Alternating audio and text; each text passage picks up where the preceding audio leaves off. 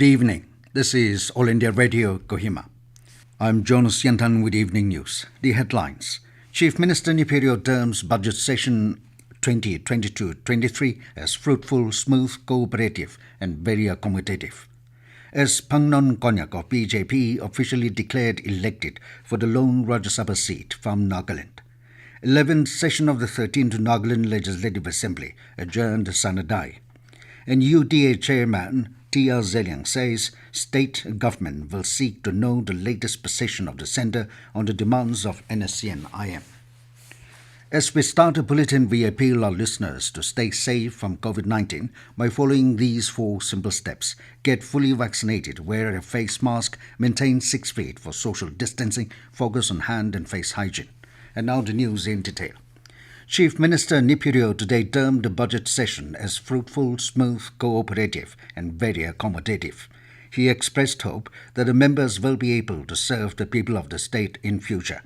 In his concluding remark to the general discussion on the budget for the year 2022-23, Rio said the coming together of the elected members will not only help themselves but help in moving towards early solution to the Naga political issue.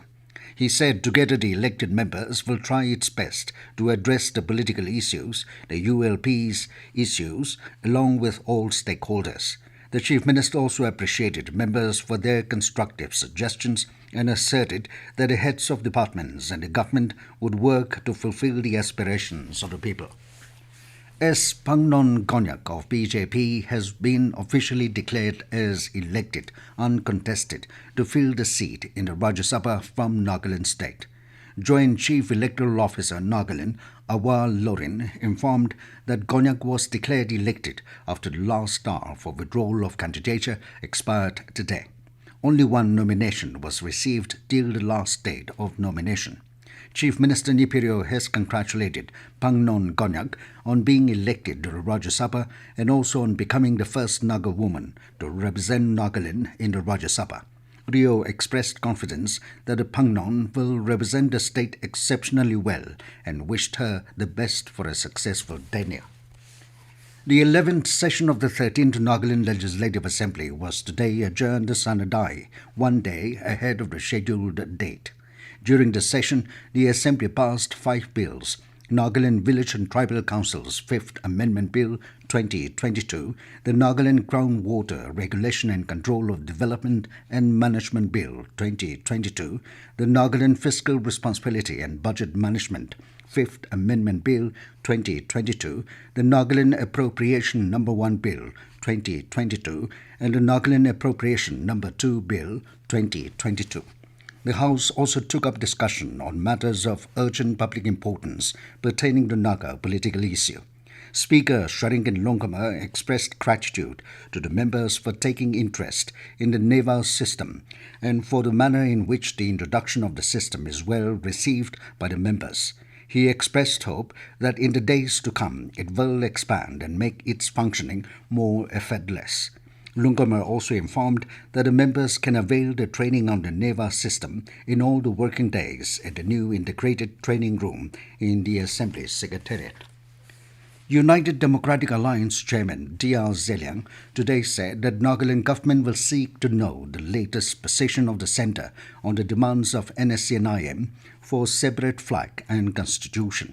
Speaking in the floor of the House, Zeliang said they will be going back to Delhi to meet the Union Home Minister and later meet NSCN-IM to hammer out their differences with an aim to arrive at an amicable settlement. He expressed concern that the slow progress of the talks is likely to result in a deadlock. Zeliang therefore said the state government's participation as facilitator should continue. This news comes to you from All India Radio, Kohima. You can also listen to this news bulletin on News on Air app and YouTube channel AIR News Kohima. To commemorate the celebration of 75 years of India's independence, Azadi Ka Amrit Mahotsav, we present India at 75 quiz with AIR News Kohima, a special quiz on India's freedom movement and its glorious history every Thursday in the evening news bulletin. And here goes our question of the week for English News Bulletin. Who was called Grand Old Man of India? I repeat, who was called Grand Old Man of India? Listeners can send their responses to the question to our email airnewskohimaindia75@gmail.com or WhatsApp to 9485 239950 along with name and address. The first correct answer received from the participants will be selected as the winner and will be announced in tomorrow morning news at 7:30 a.m. Participating in the discussion on the budget, MLA Chumben Muri has termed the Chief Minister's budget speech as a people-friendly budget. While endorsing the budget speech, Dr. Muri expressed hope to see the session tabling the NTLB Act for amendment so that it can promote increased revenue which the state so needs.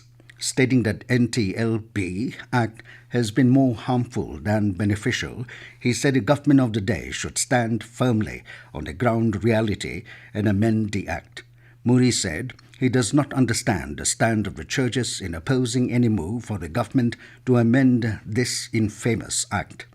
On Naga customary practices and usages, he said today there is a crisscross of the application of modern judicial law and Naga customary law. He appreciated the effort of the government to compile and codify the customary law and its usages, terming that good effort of the government should not just end in compilation of customary laws. Dr. Muri felt the need for adjudication in certain areas like land and property disputes, marital and domestic issues, and petty crimes should be left to customary courts. This way we can assert presence of a strong customary system, he added. The MLA also felt the need to relook into the appointment criteria for Gamburas and Dubashis. He said Gamburas should be at least certificate holders and Dubashis diploma holders in their respective customary law and usages. Dr. Muri said the government should look into areas where and how such certificates and diplomas can be obtained and work out the modalities. The MLA further suggested to the government of the day to mull on introduction of having state's own religion and marriage act as well as civil code to protect the religious and social ways of life as enshrined in Article 371A. MLA Y. Vikeho Su, participating in the general discussion on the budget for the year 2022-23, congratulated the Chief Minister for being able to present a zero-deficit budget and termed it as progressive and forward-looking budget. He said as much as the state record the expenditure, it will be equally important if the state can take care of its revenue on which it can earn revenues. He said increase of revenue shown by the Power Department is a big achievement.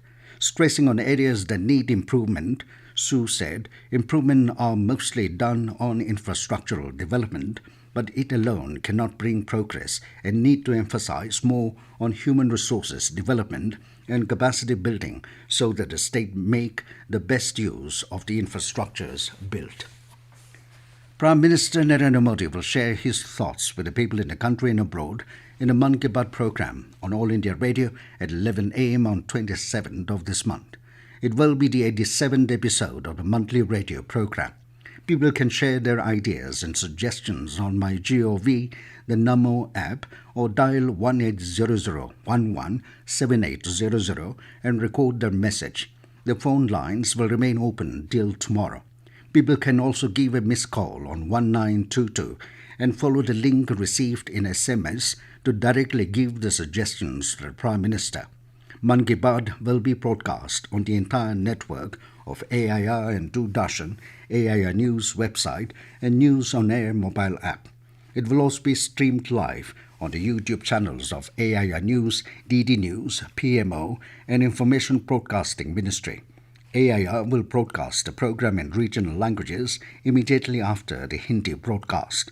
The regional language versions will also be repeated at 8 p.m. And now it's 20 news. Here are the main points again. Chief Minister Neiphiu Rio terms budget session 2022-23 as fruitful, smooth, cooperative and very accommodative.